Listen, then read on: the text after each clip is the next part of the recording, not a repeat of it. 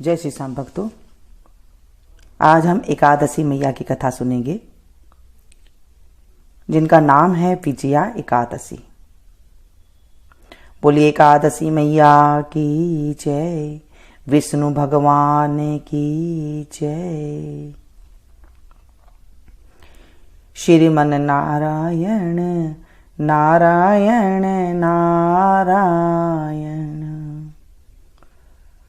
श्रीमन नारायण नारायण नारायण, भजमन नारायण नारायण नारायण, श्रीमन नारायण नारायण नारायण।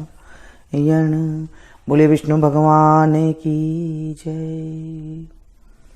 धर्मराज युधिष्ठिर बोले कि हे जनार्दन, फाल्गुन माह के कृष्ण पक्ष की एकादशी का क्या नाम है तथा उसकी विधि क्या है, सो सब कहिए। श्री कृष्ण भगवान बोले कि हे राजराजेश्वर, फाल्गुन माह के कृष्ण पक्ष की एकादशी का नाम विजया है। उसके व्रत के प्रभाव से मनुष्य की विजय मिलती है। इस विजया एकादशी के महात्म के श्रवण व पठन से समस्त पाप नष्ट हो जाते हैं। एक समय देवर्षि नारद जी ने जगत पिता ब्रह्मा जी से पूछा कि ब्रह्मा जी, आप मुझे फाल्गुन माह के कृष्ण पक्ष की विजया एकादशी का व्रत विधान बतलाइए। ब्रह्मा जी बोले कि हे नारद, विजया एकादशी का व्रत प्राचीन तथा नए पापों को नष्ट करने वाला है। यह समस्त मनुष्य को विजय प्रदान करता है। त्रेता युग में श्री रामचंद्र जी को जब 14 वर्ष के लिए वनवास हो गया, तब वह श्री लक्ष्मण जी तथा जानकी जी सहित पंचवटी में निवास करने लगे। इस जगह रावण ने श्री सीता जी का हरण किया। इस दुखद समाचार से श्री रामचंद्र जी अत्यंत व्याकुल हुए और सीता जी की खोज में चल दिए।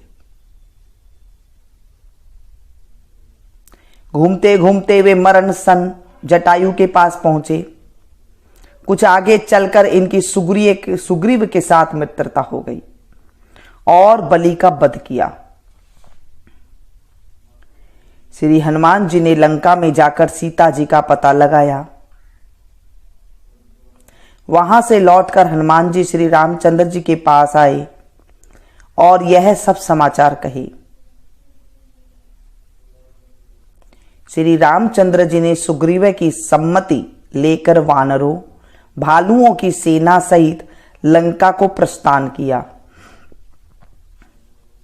जब श्री रामचंद्र जी समुद्र के किनारे पहुंच गए, तब उन्होंने महान अगाध मगर मच्छ से युक्त समुद्र को देखकर श्री लक्ष्मण जी से कहा कि हे लक्ष्मण, समुद्र को हम किस प्रकार पार कर सकेंगे। श्री लक्ष्मण जी बोले कि हे श्री राम जी, यहां से करीब आधा योजन की दूरी पर कुमारी द्वीप पर वक्दालभ्य नाम के मुनि रहते हैं। आप उनके पास जाकर इसका उपाय पूछिए। लक्ष्मण जी के वचनों को सुनकर श्री रामचंद्र जी वक्दालभ्य ऋषि के पास गए और उनको प्रणाम करके बैठ गए। मुनि ने उनसे पूछा कि हे श्री राम जी, आप कहां से पधारे हैं। श्री राम बोले कि हे महर्षि, मैं अपनी सेना सहित यहां आया हूं और राक्षसों को जीतने लंका जा रहा हूं। आप कृपा कर समुद्र पार करने का कोई उपाय बतलाइए। वक्दालभ्य ऋषि बोले, हे श्री राम जी, मैं आपको एक उत्तम व्रत बतलाता हूं। फाल्गुन माह के कृष्ण पक्ष की विजया एकादशी का व्रत करने से तुम समुद्र से अवश्य ही पार होगे और तुम्हारी विजय होगी। हे श्री राम जी, इस व्रत की विधि यह है, दशमी के दिन स्वर्ण चांदी तांबे या मिट्टी किसी का एक घड़ा बनावे, उस घड़े को जल से भरकर तथा उस पर पंच पल्लव रखकर वेदिका पर स्थापित करे। घड़े के नीचे 7 नाज मिले हुए और ऊपर जौ रखे। उस पर श्री नारायण भगवान की स्वर्ण प्रतिमा स्थापित करे। एकादशी के दिन स्नान आदि नित्य कर्म से निवृत्त होकर धूप दीप नैवेद्य नारियल आदि से भगवान की पूजा करे। उस दिन भक्ति पूर्वक घड़े के सामने व्यतीत करे और रात्रि को भी उसी तरह बैठे रहकर जागरण करना चाहिए। द्वादशी के दिन नदी या तालाब के किनारे स्नान आदि से निवृत्त होकर उस घड़े को ब्राह्मण को दे देना चाहिए। हे राम, यदि तुम इस व्रत को सेनापतियों के साथ करोगे तो अवश्य ही विजयी होगे। श्री रामचंद्र जी ने विधि पूर्वक विजया एकादशी का व्रत किया और इसके प्रभाव से दैत्यों के ऊपर विजय पाई। अतः हे राजन, जो मनुष्य इस व्रत को विधि पूर्वक करेगा उसकी दोनों लोकों में विजय होगी। श्री ब्रह्मा जी ने नारद जी से कहा था कि पुत्र, जो इस व्रत के महत्तम को सुनता है उसको वाजपेय यज्ञ के फल की प्राप्ति होती है। उसकी हर जगह विजय होती है। बोलिए विष्णु भगवान की जय, एकादशी मैया की जय। आरती युगल किशोर की कीजे, राधे तन मन धन नो छावर कीजे। आरती युगल किशोर की कीजे, राधे तन मन धन नो छावर कीजे। रवि शशि कोटि बदन की शोभा, ताही निरख मेरो मन गयो लोभा। रवि शशि कोटि बदन की शोभा, ताही निरख मेरो मन गयो लोभा। आरती युगल किशोर की कीजे, राधे तन मन धन नो छावर कीजे। गौर श्याम मुख निरखत रीजे, प्रभु को स्वरूप नयन भर पीजे। गौर श्याम मुख निरखत रीजे, प्रभु को स्वरूप नयन भर पीजे। आरती युगल किशोर की कीजे, आरती युगल किशोर की कीजे। कंचन थार कपूर की बाती, कंचन थार कपूर की बाती।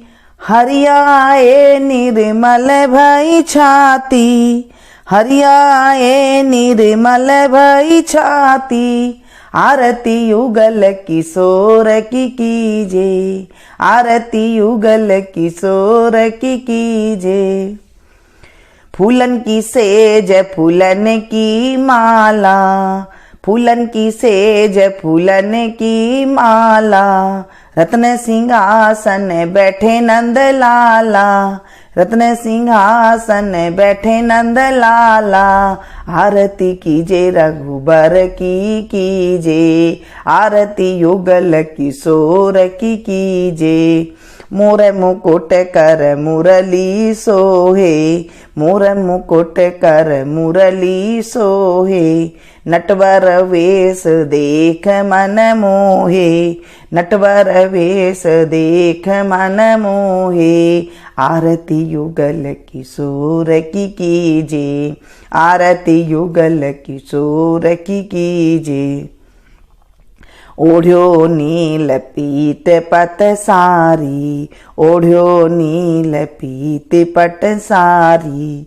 कुंज बिहारी गिरिवर धारी, कुंज बिहारी गिरिवर धारी।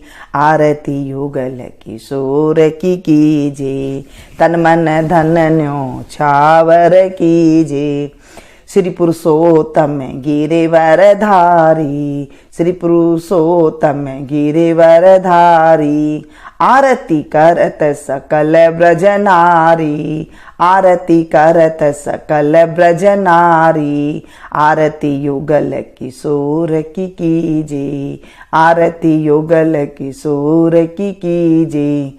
नंद नंदन बिरस भान किशोरी, नंद नंदन बिरस भान किशोरी। परमानंद स्वामी अविचल जोड़ी, परमानंद स्वामी अविचल जोड़ी। आरती युगल किशोर की कीजे, आरती युगल किशोर की कीजे। तन मन धन न्योछावर कीजे, तन मन धन न्योछावर कीजे। बोलिए एकादशी मैया की जय, विष्णु भगवान की जय। हे प्रभु, आज हमने एकादशी मैया का कथा का स्मरण किया है। इस कथा में अगर कोई त्रुटि हो गई हो तो हम अबोध बच्ची को समझ के माफ कर देना। अधूरी है तो पूरी करना और पूरी है तो स्वीकार करना। इस कथा को जो पढ़े सुने सुनाए होकारा भरे, उसके जीवन में भी विजय की प्राप्ति देना। हे प्रभु, हमारे जीवन में कोई भी कष्ट हो उसे दूर करना। इस कथा को आप ज्यादा से ज्यादा शेयर कीजिएगा ताकि आपको भी कथा सुनाने का, महात्म सुनाने का फल मिल सके और आपको भी जो है विजय की प्राप्ति हो सके। आज एकादशी के व्रत की कथा हमने सुनी है। सुनते ही हमारे जीवन से पाप की निवृत्ति हो जाती है, ऐसा हमारे ग्रंथों में लिखा हुआ है। अगर हम व्रत कर सकते हैं तो बहुत अच्छी बात है, नहीं तो हम सिर्फ अगर कथा भी सुन लेते हैं तो भी हमारे जीवन में पापों से निवृत्ति होती है और पुण्य की प्राप्ति होती है। एकादशी के दिन चावल नहीं खाना चाहिए, एकादशी के दिन बाल नहीं धोने चाहिए, एकादशी के दिन नाखून नहीं काटने चाहिए, एकादशी के दिन बाल नहीं काटने चाहिए, एकादशी के दिन कोई प्याज लहसुन जैसी चीजें नहीं खानी चाहिए। एकादशी के दिन सात्विक खाना खाना चाहिए, सात्विक रहना चाहिए, तो भी हमारे जीवन में पुण्य की प्राप्ति होती है। हम न जाने कितने पाप कर्म करके बैठे हुए हैं, अगर हम छोटे छोटे ऐसे भी पुण्य कर लेते हैं तो भी हमारे जीवन में पुण्य की प्राप्ति होती है।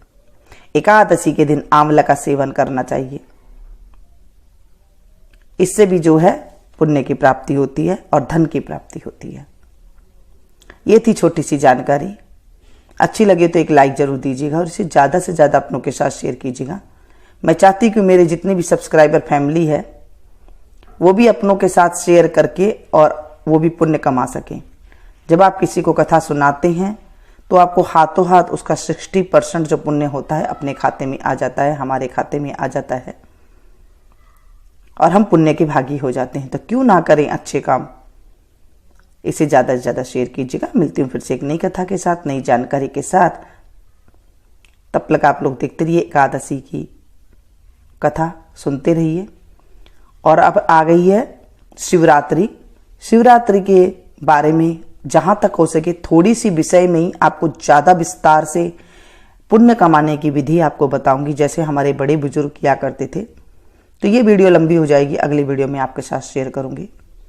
तो देखते रहिए मीनू संगीत। अगर मेरे चैनल को आपने अभी तक सब्सक्राइब नहीं किया है तो प्लीज कर लीजिएगा। पास में जो घंटे का निशान है ना, बेल आइकन, उसे जरूर दबा दीजिएगा। इससे क्या होगा, इससे होगा ये जब भी जैसे भी मैं कोई वीडियो अपलोड करूंगी उसकी जानकारी आपको तुरंत मिल जाएगी और आप मेरी कोई भी वीडियो को मिस नहीं कर सकेंगे। अगर आपने वो घंटे का निशान नहीं दबाएंगे तो आपको मेरी टाइम टू टाइम वीडियो नहीं मिलेगी और आप मेरी वीडियो से वंचित रह जाएंगे। मिलती हूँ फिर से एक नई वीडियो में। Thank you. जय श्री श्याम भक्तों।